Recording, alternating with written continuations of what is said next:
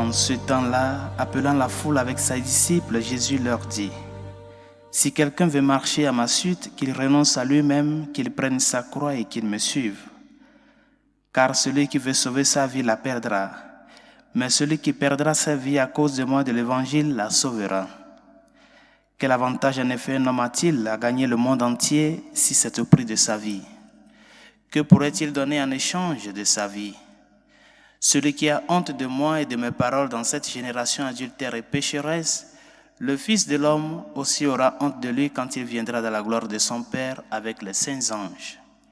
Et il leur disait : Amen, je vous le dis. Parmi ceux-ci qui sont ici, certains ne connaîtront pas la mort avant d'avoir vu le règne de Dieu venu avec puissance. Acclamons la parole de Dieu. Louange à toi, Seigneur Jésus.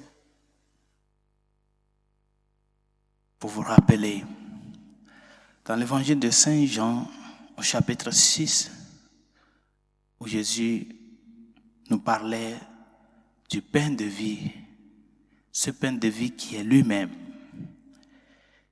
Et qu'arrivé à un certain moment du discours du pain de vie, beaucoup de ses disciples étaient vraiment choqués par ce discours qui a un ton un peu fort.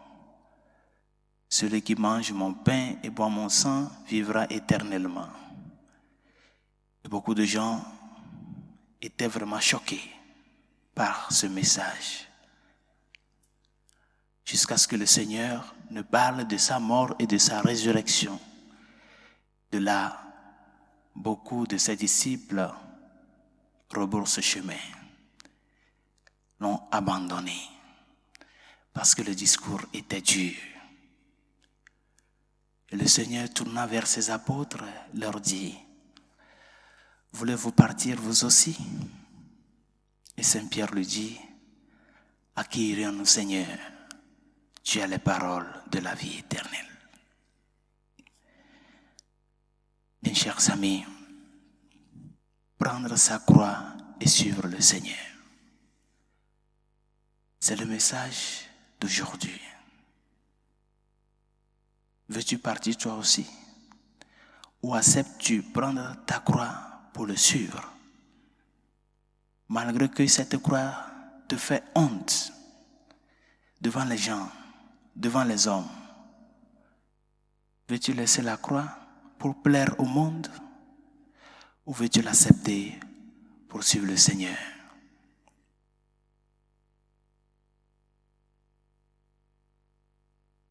Nos péchés, des fois, nous font honte. Non pas des fois. L'être humain a toujours honte de ses mots, de ses chutes, de ses déviations. À moins que tu n'as pas une conscience droite. À moins que, tu as perdu le sens du bien, le sens du péché, qui est une grande crise que vit aujourd'hui la chrétienté. La perte du sens du péché, du sens du mal. Le relativisme a fait que nous avons perdu le sens, nous sommes en train de perdre le sens du mal. Et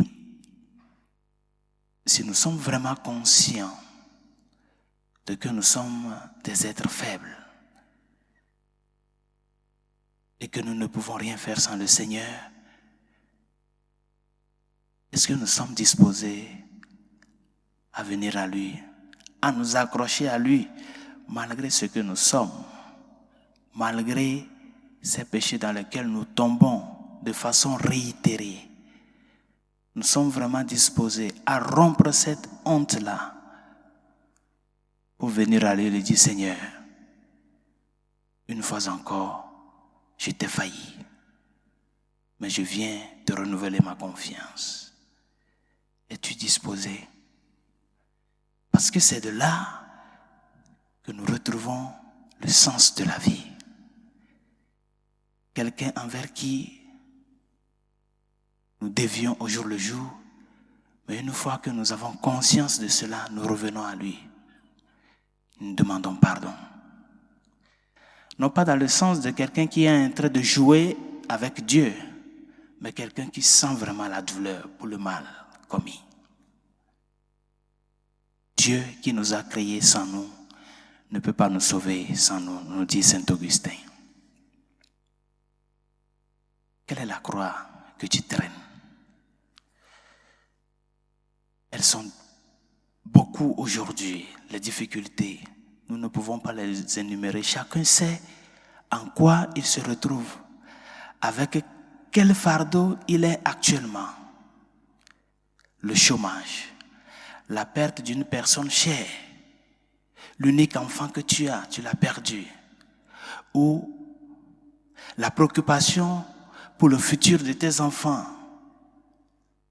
Le pays ne leur donne pas un avenir meilleur. Tu es préoccupé pour tes enfants. Tu es préoccupé pour ta famille. Les crises de par-ci et de par-là. Les critiques de par-ci et de par-là. Le travail est devenu comme, on dirait, une fardeau. On te critique par-ci, par-là. Les enfants qui sont devenus vraiment insupportables. Une croix pénible. Le Seigneur te demande, veux-tu partir, t'éloigner de moi avec cette croix, ou tu es disposé à la porter? Aujourd'hui, beaucoup de gens vivent des situations terribles. Les gens te demandent, mon Père, prie pour nous, prie pour moi. C'est difficile. Nous sommes dans telle situation. Et ça s'amplifie. On dirait les malheurs se suivent au jour le jour. Mais bien, chers amis, le Seigneur vient te donner un souffle nouveau. Prends cette difficulté-là, prends cette croix-là et suis-moi. Parce que c'est quand nous sommes derrière la lumière que nous suivons, nous voyons bien les chemins de la vie. Je suis le chemin, la vérité, la vie, la lumière du monde. Prends ta croix, affaire-toi à tes difficultés et tourne-toi vers le Seigneur. Crie-lui et supplie-le. Seigneur, je sais que tu as la solution. Donne-moi la force de ne pas me désespérer dans cette espérance, dans cette patience avec toi. Il est disposé. Il est là pour toi. Et c'est en cela que notre foi, qui est mise à l'épreuve, trouve du souffle. C'est quand nous nous mettons à l'œuvre que la foi là devient plus grandissante et plus fleurissante. Et c'est ce que Saint Jacques nous dit en ce jour. Nous ne pouvons pas nous dire que nous sommes des chrétiens de foi, des personnes de foi, et dans les difficultés, nous perdons le sens de la vie. Nous perdons l'horizon, nous perdons l'Orient, qui est le Seigneur, qui a porté la croix jusqu'au Golgotha, pour toi et pour moi. Avec cette confiance et cette espérance que le troisième jour, il va ressusciter pour toi et pour moi. Peut-être le troisième jour chez toi et chez moi peut être 1 semaine, 2 semaines, 1 mois, 2 mois, 1 an. Mais il est présent. Je suis avec vous tous les temps jusqu'à la fin du monde. Il est là, il est présent, il est omniscient, il est omniprésent. Que rien, les souffrances, les difficultés, la peur, les ennuis, les problèmes, les crises ne t'éloignent pas du Seigneur. Il est toujours là, il est présent. Et quand ça devient difficile, pénible, c'est le moment de pouvoir encore redoubler d'efforts dans la relation avec lui. Va vers lui. Perds-toi en lui. Inonde-toi en lui. Lui, présent dans le Saint-Sacrement, passe du temps avec le Seigneur. Demande-lui que dans cette présence réelle et sacramentelle dans le Saint-Sacrement, qu'il te donne la force de porter la croix derrière lui. Parce que c'est lui la lumière du monde, la lumière de ta vie, la lumière qui nous montre les chemins à suivre pour parvenir à la plénitude de la vie. Que sa grâce nous y aide et que sa miséricorde nous réconforte.